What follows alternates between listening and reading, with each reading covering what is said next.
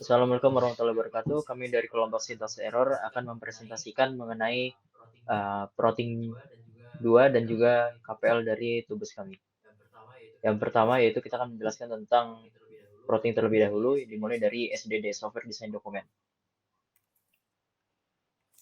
Berikut pendahuluan dari aplikasi kami. Jadi aplikasi kami itu merupakan aplikasi wadah untuk menyediakan proyek untuk mahasiswa. Lalu selanjutnya ada functional requirement-nya. Berikut adalah functional requirement dan non-functional requirement yang telah kami buat sesuai dengan kebutuhan dari pendahuluan yang telah kami rumuskan. Lalu selanjutnya ada use case, dan di bawahnya lagi ada yang namanya tuh use case skenario untuk menjelaskan apa yang bisa dilakukan oleh kedua user tersebut.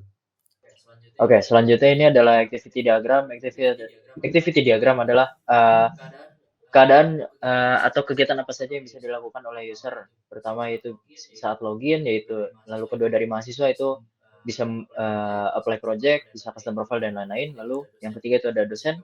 Dosen bisa membuat project, melihat data student dan lain-lain. Selanjutnya ada sequence diagram. Nah, pada sequence diagram sendiri yaitu adalah fungsi dari mana dari si user, misalnya dari mahasiswa kepada login, dan dari login itu data tersebut menjadi database. Sama juga halnya dengan dosen. Untuk selanjutnya, kelas diagram.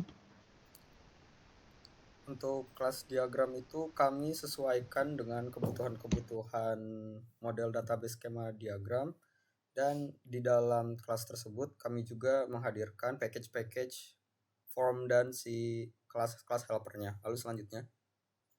Oke, selanjutnya ini ada state chart diagram, di mana state chart diagram ini fokus pada pemodelan transisi keadaan sistem. Jadi di saat suatu user melakukan task sesuatu, maka yang terjadi ini digambarkan di state chart diagram.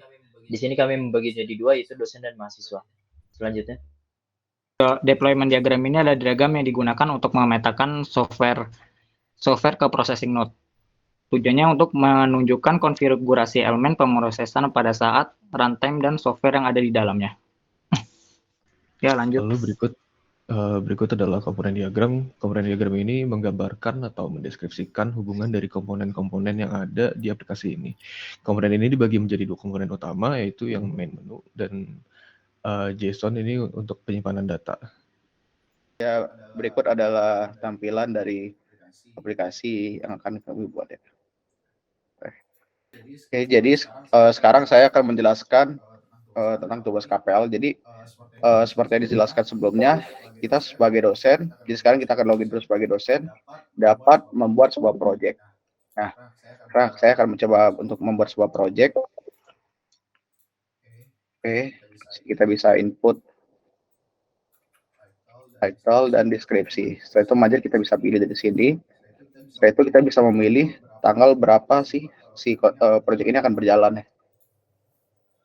Setelah itu kita bisa membuatkan link group, karena kita menggunakan UI, jadi tidak mungkin untuk membuat chat group. Oke, baiklah.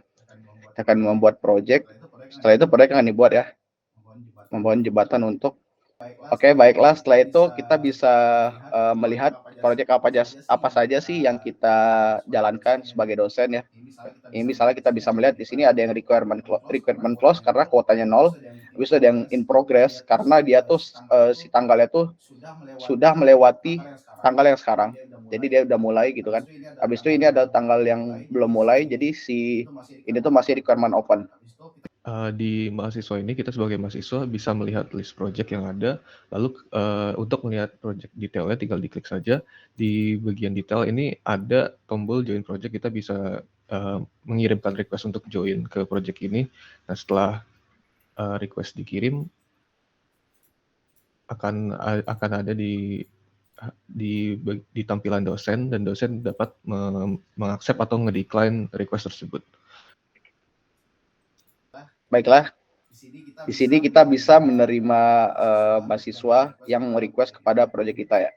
Nah, di sini kita bisa melihat juga apa sih jawaban dari mahasiswa itu, permohonan mereka. Setelah itu kita bisa accept. Oke. Nah, setelah kita accept, request-nya jadi kosong. Setelah itu kita bisa melihat di project makan nasi pakai sambal, itu ada anggotanya yaitu Reza Buzardian yang tadi, yang request tadi ya. Nah, setelah request tadi diterima oleh dosen, kita bisa pilih menu My Project, dan di situ bisa dilihat project yang tadi dikirim untuk kita join itu udah ada, jadi ya itu menandakan kalau kita sudah masuk ke project tersebut. Oh, baik, jadi pada profil ini mengambil data list dari user session, yaitu misalnya jika yang login mahasiswa maka yang akan ditampilkan mahasiswa, dan jika yang login dosen maka yang akan ditampilkan dosen. Nah, untuk edit profil juga sama, tetapi di sini kita bisa mengedit password dan juga menggantinya. Oke, baiklah, kita sekarang coba untuk login kembali sebagai dosen dengan password yang baru ya. Nah, jadi kalau kita login sini, si data dari yang login tadi akan disimpan di user session untuk kita akses di setiap form yang akan kita gunakan di sini. Sekian untuk presentasi dari kelompok kami. Wassalamualaikum warahmatullahi wabarakatuh.